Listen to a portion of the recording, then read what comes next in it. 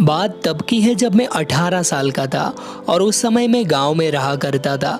अगर आपको बिहार के बारे में पता हो तो आपको ये ज़रूर पता होगा कि बिहार में शादी ब्याह में नृत्य का प्रोग्राम ज़रूर होता है और बिहार के अधिकतर लड़कों को ये नृत्य देखने में बहुत मज़ा भी आता है और मुझे तो और भी अच्छा लगता था। हम लोग पता लगाते रहते थे कि आज कहाँ बारात आने वाली है और हम लोग वहाँ पहुँच जाते थे नृत्य का आनंद लेने। हालांकि कई बार इसके लिए मैं घर पर पीट भी चुका था, लेकिन दिल है कि मानता ही नहीं। हम लोगों को पता लग चुका था कि असज कहाँ बारात आने वाली है, तो मैं और मेरे 2 और दोस्त अपने घर से 3 किलोमीटर दूर जहाँ बारात आने वाली थी एक साइकिल पर बैठकर चले गए। वहाँ हम लोग पहुंचकर नृत्य देखने लगे और रात के करीब 1 बजे तक देखते रह गए। अब मुझे नींद आने लगी थी तो मैंने अपने बाकी के दोनों दोस्तों से कहा कि चलो अब घर चलते हैं, नींद आ रही है। लेकिन उन्हें तो वो नृत्य इतना भा गया था कि वो हिलने तक का नाम नहीं ले रहे थे। अंत में मुझे अकेले ही आना पड़ा, अब क्योंकि रात के 1 बज रहे थे और उस दिन रात भी अंधेरे वाली थी और मेरे पास मोबाइल भी नहीं था। तो मैंने अपने एक दोस्त से टॉर्च मांगी। वो 10 रुपए वाली टॉर्च थी जिसे वो हमेशा अपने पास रखता था और मैं निकल पड़ा अपने घर की तरफ, क्योंकि वो रास्ता खेतों से होकर जाता था, इसलिए वो एरिया पूरा सुनसान रहता था दिन में भी, तो फिर रात का क्या कहना। और सबसे महत्वपूर्ण बात कि उस रास्ते में शमशान भी पड़ता था।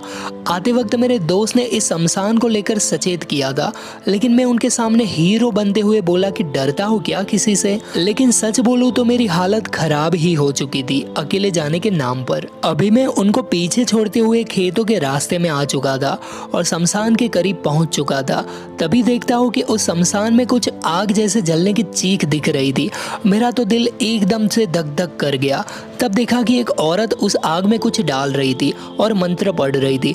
मैंने ऐसा दृश्य पहले कभी नहीं देखा था, लेकिन लोगों के मुंह से कहते हुए जरूर सुना था कि जब भी तुम ऐसा कभी देखो तो बिना पीछे मुड़े चुपचाप से बिना आवाज किए वहां से निकल जाओ। मैं उस बात को ध्यान में रखते हुए वहां से गुजर रहा था, तभी एक ईंट मेरे पैर से टकराई और मेरी आवाज निकल पड़ी, क्योंकि मैं तो बस वहां से निकलने की फिराक में था और मुझे वो ईंट दिखाई नहीं दी।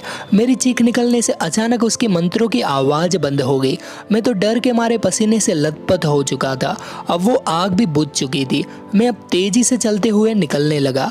तभी मुझे मेरे पीछे पीछे चलते हुए किसी के पैरों की आवाज सुनाई दी। एक बार मुझे लगा कि ये मेरा भ्रम होगा, कहीं ये मेरे पैरों की ही आवाज़ होगी। तो मैं उसकी जांच के लिए कुछ और दूर चला और अचानक से रुक गया, लेकिन वो पैरों की आवाज़ मेरे रुकने के कुछ देर बाद रुकी।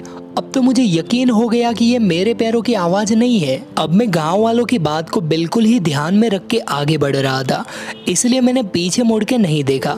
लेकिन मेरी इच्छा हुई देखने की कि ये कौन है, इसलिए मैंने पूरी तरह से नहीं, बस अपनी कंखियों से देखा। तो देखा कि वो एक बूढ़ी औरत है जो शमशान में थी। लेकिन इतनी जल्दी ये मेरे पास कैसे पहुंच गई? इन सब बातों को सोचते हुए मैं आगे बढ़ रहा था। तभी वो बूढ़ी औरत के कराहने की आवाज़ भी आने लगी। अब तो मैं पूरा सूख चुका था। मैं चल रहा था कि उड़ रहा था, कुछ समझ ही नहीं आ रहा था।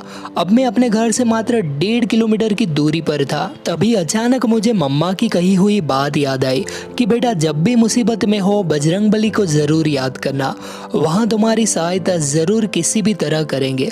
तब मुझे पूरी हनुमान चालीसा तो आती नहीं थी, बस जितनी आई जैसे आई वैसे बोलता गया। तब मुझे थोड़ी हिम्मत हुई, लेकिन वो बुढ़िया अब भी मेरा पीछा वैसे ही कर रही थी और करा भी रही थी। लेकिन अब मुझे उसे देखने की इच्छा हुई और जैसे ही मैं मुड़ा तो वो आवाज़ भी बंद हो गई और वो बुढ़िया भी गायब हो गई।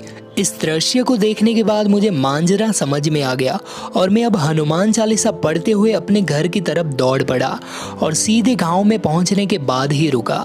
अगर आप ऐसे ही हनुमान जी से जुड़ी जानकारी एवं चमत्कार जानना चाहते हैं तो कृपया चैनल को सब्सक्राइब ज़रूर कीजिएगा। जय सिया राम।